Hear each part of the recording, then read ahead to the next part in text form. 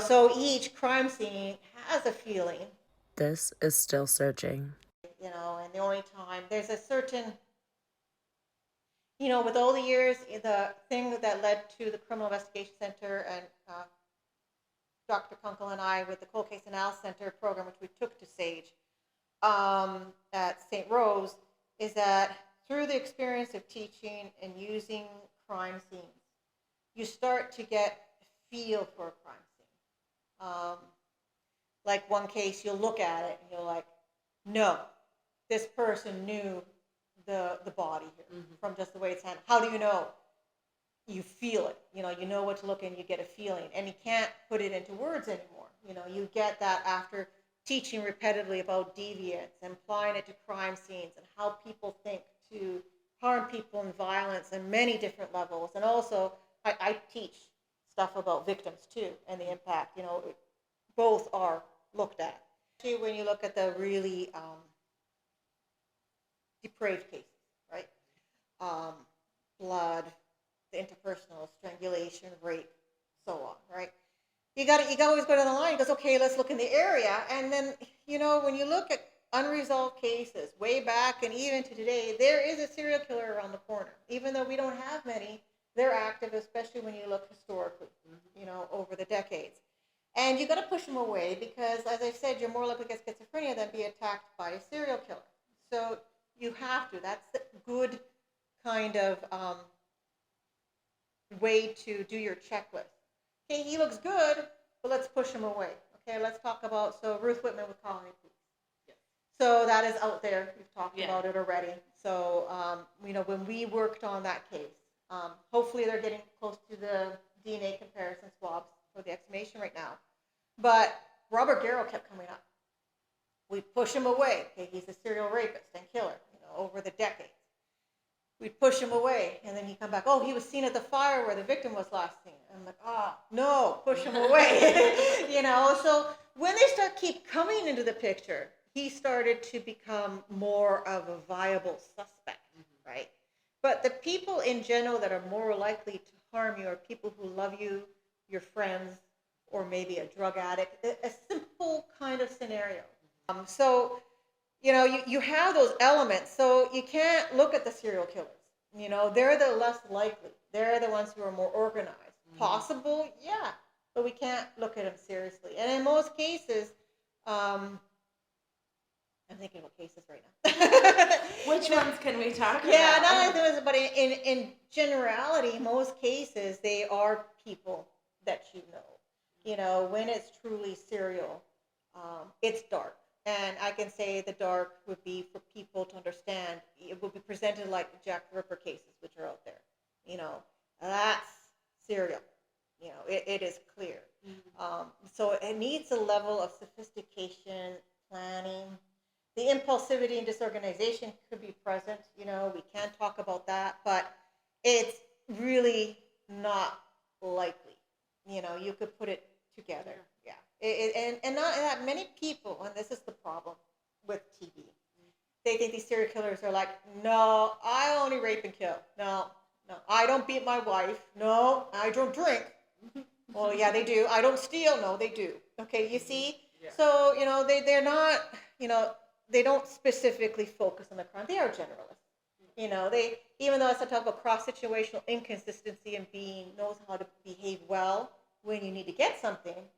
Okay, but they do have cross-situational consistency, right? Being the same across the board, meaning that if I can get what I want, I will do whatever I can, right? I will respond equally to each situation because the end goal is manipulation. Yeah, so I don't have a limit to where maybe we could say a normal person would say, okay, I'm angry, I'm going to do this, this, and this, but I'm not going to kill this person, or I'm not going to beat this person, or... They find things. It's like Dennis Rader, okay? So BTK. Yes. And he stopped killing for a bit because he was, a ordinance officer in a neighborhood. And that fulfilled his need for power and control, especially for one certain neighbor. And he would take a ruler to the blade of grass. And it was a little bit over, he would sign out tickets. And he would actually take her dog. He would torture people in different ways that filled him, It's kind of like, oh, I found fulfillment in life doing art. Well, he found fulfillment, nagging people and torturing people in different ways, which they call criminal equivalence. Okay, so they also engage in too, okay, this is a crime, but I know it's a crime to beat your wife or your partner, but there are things that are more in the private sphere, things that they can get away with and being aggressive that can be fulfilling to their needs and wants, right? They don't kill because, they have to.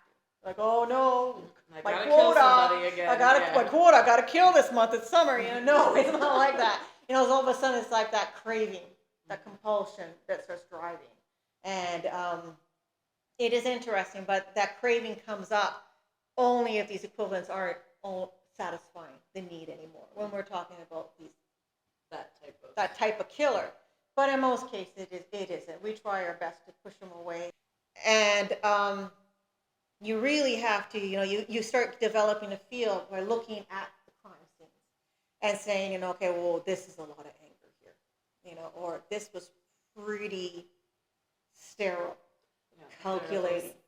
Tiny little nuances that. Yeah, kind of like he knew what he was doing. It's kind of like, let's talk about Jack the Ripper, right? So Jack the Ripper, he did form, like initially, parts of me believe he did try strangulation. Now, if you're trying to strangle someone in Whitechapel, there's people all over the place, right? I'm like, well, she might scream, she might fight. And criminals don't want to get hurt. They're people, right? I want to take someone down that's going to be easy to take down. Just like a lion hunting, I'm going to take the animal down that's weak, right? So Jack probably initially starts strangling, well, that's not going to work. And it doesn't get to what I want to do. And as you can tell, he wanted to eviscerate, right? That's the main thing, from the vagina all the way up to the sternum. So he started, what do, right? Prostitutes are great victims because they will take you, if you don't know the area, they will take you to a place which is semi-private for their clients. And so he was taken to a place semi-private, or it does appear that he knew the area, right? So he would actually silence his victims by slitting their throat quickly. So when you look at that, all right, so if you slit a person's throat quickly, you have to be very strong, right? Especially a woman who is working the streets and savvy, kind of looking for those things. Yeah, right? yeah, who's very savvy. Yeah, exactly. You have to be quick. So he had to be strong, and also hold her down and slit the throat. Now people will think, oh, that's easy to do, because of TV, it isn't. Just like hitting in the back of the head and people fall down. You're like, no, that takes a lot of power and impact to knock somebody out. And if you do it in one try, you might know what you're doing. Okay, that's a sign. It is. So he slit the throat.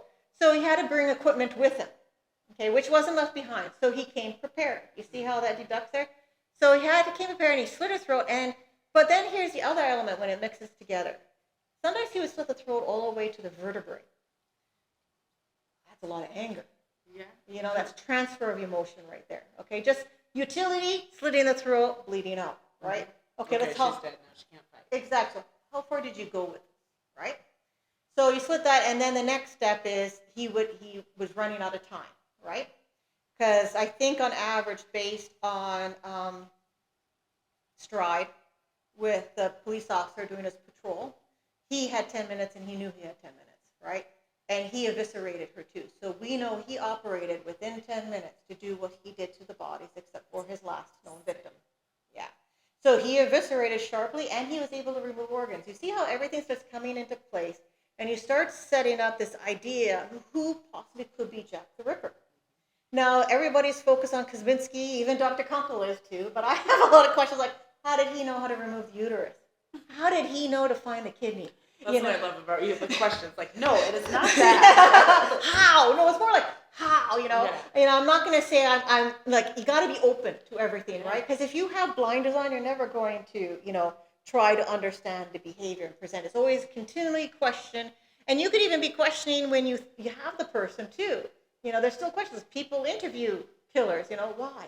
Yeah. Why? We need answers. Exactly. We know you did it, but why? Yeah, and then they still lie, though. Like Ted Bundy, you listen to his interviews, and you're like, guess what made him do it?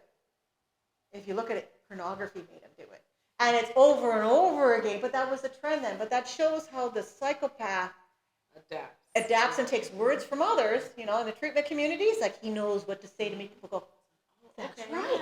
Yeah. Wow, how did you know? You're brilliant, man. You know what makes you tick. Yeah, exactly. So that shows that element there. But when you look at the crime scenes and you look at those pictures, for people who might be watching this, looking at the Jack the Ripper stuff, you can access that and you can see that. But then there's one element. He's killing these victims on the street. He's fast, right? But then what does he do with Mary Kelly? That's dark. Now, Mary Kelly is different. He had time with her, and it was full on exploratory. You can see the progression of violence and marking the face. Stride, I think that's the double event. Two of them got killed the same night.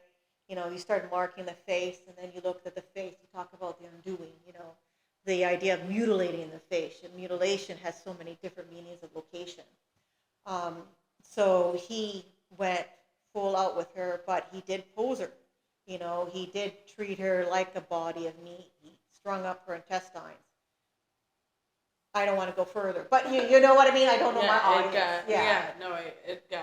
It got pretty, and that scene, it is. Compared to already how it was gross. Yeah, exactly. But he's playing, and then you feel that playing. Like, when you kill someone, I'm going to take these intestines and put them up streamers, you're kind of like, well, that sounds like play. And it is, as dark as it is, right?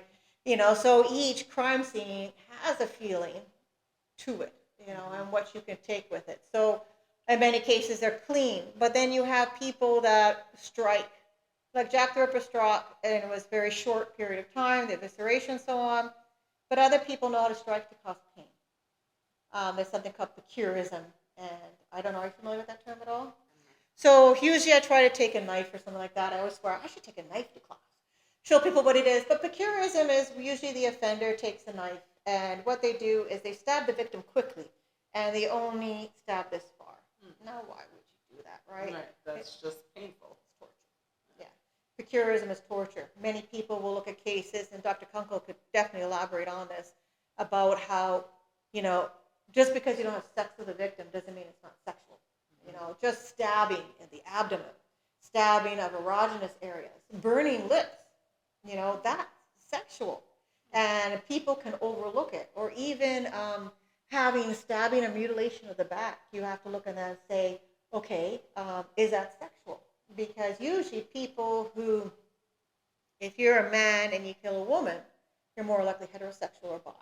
Okay, Israel Keyes, mentioned him a lot. He was bisexual, so he killed both sexes. But he did focus on women. And then there's also, I'm sure there are homosexual killers out there. And then what is sexual to a male is the back. Okay, so these are things and elements that get overlooked. So there are many indicators in the crime scene and things that can cause harm that gives you more information to get a better understand the killer and which direction you can go with.